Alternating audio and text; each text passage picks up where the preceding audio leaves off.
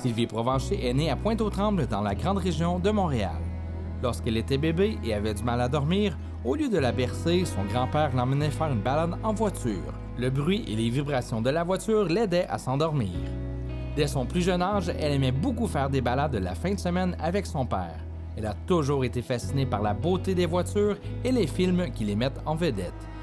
En étant amie avec la femme de John Scotty, Anna, pendant près de 2 ans, elle lui fournissait des véhicules qu'elle revendait par la suite.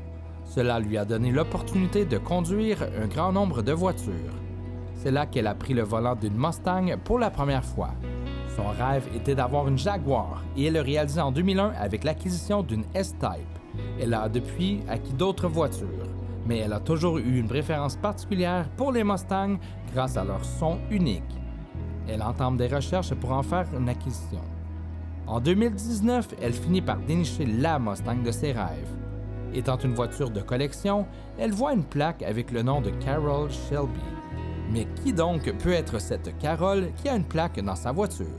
Ce n'est qu'un mois plus tard qu'elle découvre que sa Mustang 2008 est une Shelby et que Carroll est un homme qui a remporté les 24 heures du Mans en tant que pilote et son immense importance pour Ford dans sa conquête de ce titre contre Ferrari.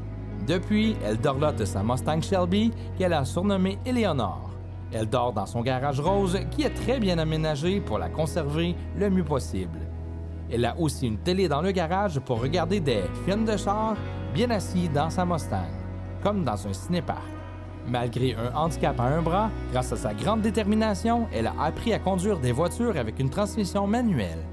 Son mari Eric est également un passionné et il possède une Mustang 2022 qu'il a surnommée Tiger. À ce moment, elle ne s'imaginait pas devenir membre d'un club Mustang un jour. Néanmoins, elle a fait des recherches et elle participe à une rencontre, celle du club Mustang Rive-Nord. 2 semaines plus tard, l'un des cofondateurs lui propose de faire partie du conseil d'administration. Elle accepte le rôle de trésorière. Sylvie aime les balades en auto et, malgré les restrictions imposées en raison de la COVID en 2020, le club Mustang Rive-Nord, alors composé d'une 12aine de membres, organisait des balades avec l'accord de la police locale et tenait même des rassemblements tout au long de l'été. La première balade a été à l'hôpital Le Gardeur pour leur rapporter des pizzas et des beignes. Peu de temps après, elle est élue présidente et 1 an plus tard, le club comptait 111 membres. Elle organise aussi plusieurs activités qui se déroulent tout au long de l'année. L'une des activités fut un voyage d'1 semaine à Cuba auquel ont pris part 49 membres. Une autre activité très prisée, c'est le Beach Party de la présidente qui a lieu chez elle le premier samedi des vacances de la construction. Cette année, elle organise un voyage pour visiter la Manic 5 qui connaît déjà un succès en raison de la demande et cela lui permettra de faire des activités interclubs. Actuellement, le club compte 160 membres. Créé en 2009, les rendez-vous du vendredi ont toujours eu lieu au même endroit, soit le stationnement du IGA de Mascouche. Son rêve ultime est d'acquérir une autre Mustang, soit aux couleurs de Flash McQueen, ou si c'est une convertible, rose comme celle de Barbie, puisque les enfants sont émerveillés à la vue d'une Mustang.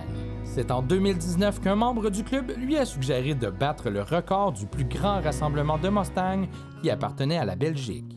Cependant, le projet fut repoussé à cause de la COVID.